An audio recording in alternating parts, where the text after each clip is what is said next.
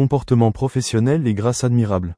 En tant que l'une des prévisionnistes météo les plus appréciées de France, elle est un visage familier du petit écran depuis des décennies. Cependant, la vie personnelle d'Evelyne a toujours été un grand mystère pour le public. Après avoir gardé secrète sa vie privée pendant des années, Evelyne Delia a finalement avoué une vérité qui a surpris et ravi plus d'un. Elle a épousé son compagnon après 2 ans de relations secrètes. C'est une grande surprise car après le décès de son mari Philippe Maraninchy en 2017, Evelyne semblait avoir fermé son cœur à l'amour et se concentrer uniquement sur le travail et la vie de famille. Mais comme on dit, l'amour a toujours sa propre façon de réapparaître. Au départ, Evelyne n'avait pas l'intention de rendre la relation publique. Elle veut garder son propre espace, loin du regard de l'opinion publique et des médias. Cependant, à mesure que leurs sentiments devenaient plus profonds, elle comprit qu'elle ne pouvait plus cacher ce bonheur. Après 2 ans de relations discrètes, ils ont décidé de se marier lors d'une cérémonie petite mais pleine d'amour. Ce qui rend les gens heureux, ce n'est pas seulement qu'Evelyne a trouvé un nouveau compagnon de vie, mais aussi sa force d'oser ouvrir à nouveau son cœur après une grande perte.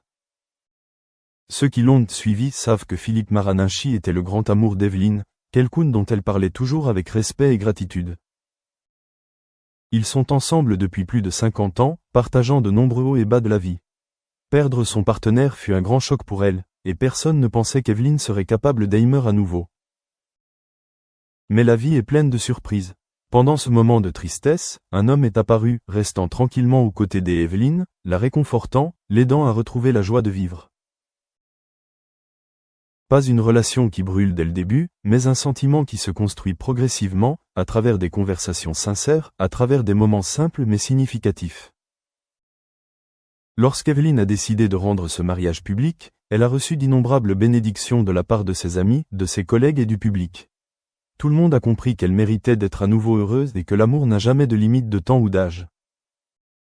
Le mariage d'Evelyne et de son nouveau partenaire n'était pas une affaire somptueuse, mais simplement une cérémonie intime à laquelle elle n'assistait que les membres les plus proches de leur famille. Elle voulait garder ce moment pour elle seule, en profiter pleinement sans aucune pression extérieure. Après le mariage, la vie d'Evelyne a changé pour le mieux. Elle a continué son travail avec la même passion, mais en même temps, elle a passé plus de temps à profiter de moments paisibles avec son partenaire. Fini les jours de solitude, fini la tristesse silencieuse, Evelyne peut désormais dire avec assurance qu'elle est véritablement heureuse.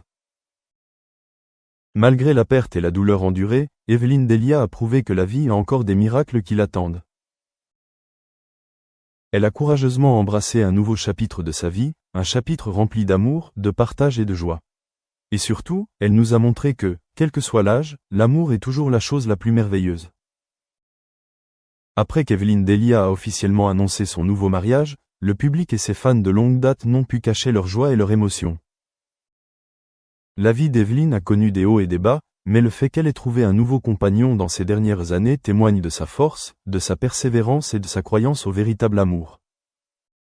Depuis la perte de son mari de plus d'un demi-siècle, Philippe Maraninchy, Evelyne Delia traverse une période extrêmement difficile. En tant que femme résiliente, elle ne s'est pas laissée tomber mais ne pouvait nier que la solitude était devenue une partie de sa vie. Elle a un jour confié dans une interview que, peu importe à quel point elle était occupée par son travail, chaque fois qu'elle rentrait chez elle, elle se sentait toujours vide sans son partenaire à ses côtés. Les vieilles habitudes, les beaux souvenirs, les moments simples qu'ils ont passés ensemble ne sont désormais plus que des souvenirs. Mais au lieu de laisser la douleur l'envahir, Evelyne a choisi de continuer à vivre, de continuer à sourire et de continuer à accepter les nouveautés que la vie lui apporte. Et puis, le miracle s'est produit. Une personne spéciale est entrée dans la vie d'Evelyne, lui apportant réconfort, partage et ravivant une fois de plus la flamme de l'amour dans son cœur. Au début, les deux n'étaient que des amis, mais au fil du temps, leurs sentiments sont progressivement devenus plus profonds. Il ne s'agit pas d'un amour passionné et précipité comme dans la jeunesse, mais d'une relation basée sur la compréhension, le respect et l'accompagnement mutuel dans les années à venir. Bien qu'elle soit une personnalité publique, Evelyne Delia conserve toujours son espace privé. Son mariage n'a pas été bruyant, ni somptueux, sans articles sensationnels ni images inondant les réseaux sociaux. Elle souhaitait simplement une cérémonie chaleureuse avec ses proches, où elle pourrait profiter pleinement de ce moment sacré sans aucune pression extérieure. Les proches d'Evelyn ont partagé qu'elle était très heureuse et nerveuse avant le grand jour. Même si elle est mariée depuis des décennies, le sentiment de porter à nouveau une robe de mariée et de tenir la main de son amant en entrant dans l'église lui apporte toujours des émotions très particulières. Elle a choisi une robe simple mais élégante, fidèle à son style doux et élégant. La cérémonie de mariage s'est déroulée dans une ambiance chaleureuse, où Evelyn et son partenaire ont échangé des vœux sincères. Il y avait des larmes de bonheur, des sourires radieux et surtout, un amour durable, plein de foi en l'avenir. Après le mariage, la vie d'Evelyn Delia est devenue plus lumineuse que jamais. Même si elle continue à faire le travail qu'elle aime, elle bénéficie désormais a todos los que ingresaban a la universidad. La única condición era que tenían que estar 3 semestres. Si se retiraban antes, nos devolvían el computador. La mayoría se quedaban. Por lo tanto, después de 10 años, todos los estudiantes tenían computador. Entonces, cuando pasa la pandemia, el 70% de nuestros profesores están preparados y casi el 100% de los estudiantes tienen computador.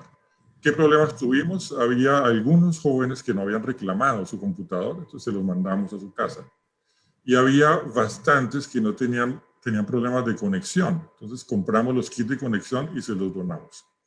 Eso fue la manera en que nos hicimos cargo de esas dos barreras al comienzo de la pandemia. Fascinante.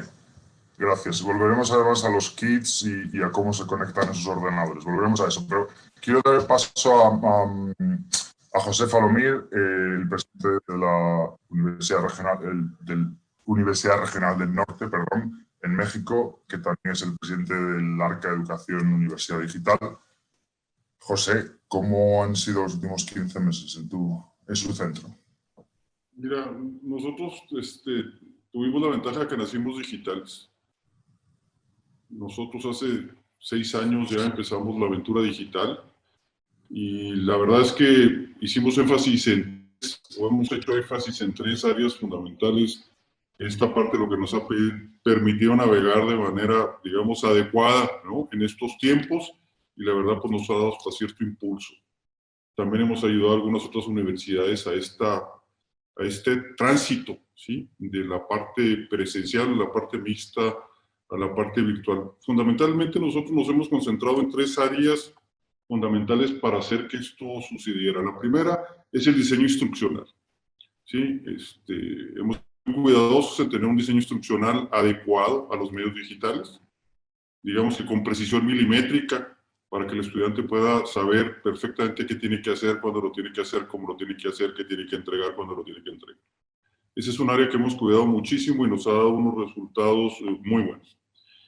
La segunda parte ha sido la parte de pues, ¿no?, utilizar las herramientas tecnológicas adecuadas para la educación, ¿sí? La educación en línea puede ser cuando subes nada más el Zoom, ¿cómo se llama?